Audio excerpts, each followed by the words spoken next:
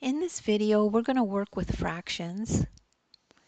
So if we have a problem like this that says write 7/10 or 7/10 as a sum of unit fractions. So the way to tackle this is you could use a fraction bar, and the fraction bar has the whole, this is one whole, broken up into different components, right? So when you cut it in half, this is 1/2, this is 1/2. When you cut it in thirds, this is how it looks when it's cut up into thirds. This is how it looks when it's cut up into quarters, and so on. So for us, we're using the 1/10, right, bar.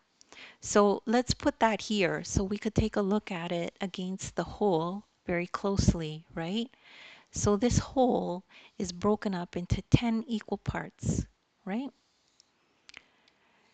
So 7/10 or 7/10 will be 7 of these. Okay, so we could see 1, 2, 3, 4, 5, 6, 7 if you follow the bouncing red ball.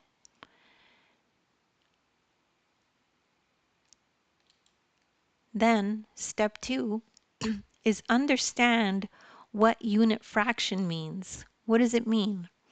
A unit fraction has 1 as the numerator. So for this problem, we use 1/10, right? This is our unit fraction for this problem. So step 3 is write out the unit fractions. So this is how it looks. We have 1/10 7 times. So when we add 1/10 7 times, we get 7/10. And that's how you write this as a sum of unit fractions. The answer is right here. And don't worry if you don't get this right away. You could just rewatch the video. You're probably one explanation away from getting it.